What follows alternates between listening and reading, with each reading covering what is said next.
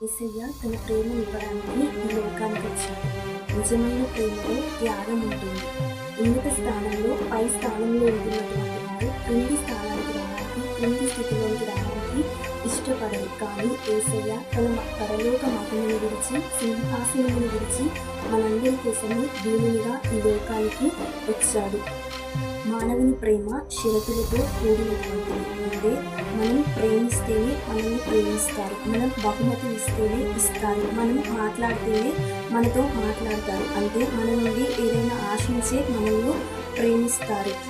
ఈ లోకంలో చూసినట్లయితే అందాన్ని, ఆస్తులని, అంతస్తులను బట్టి ప్రేమిస్తారు. కానీ యేసయ్య ప్రేమ షరతులు లేనటువంటి ప్రేమ, అవధులు లేనటువంటి ప్రేమ, మారనటువంటి ప్రేమ, కరిగిపోయినటువంటి ప్రేమ, తరిగిపోయినటువంటి ప్రేమ.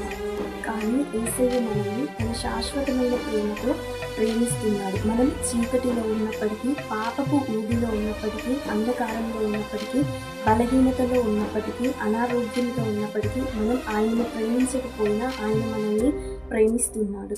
ఈ క్రిస్మస్ మాసంలో సంతోషం, సమాధానం మనందరికీ కలుగును గాక. ఆమేన్.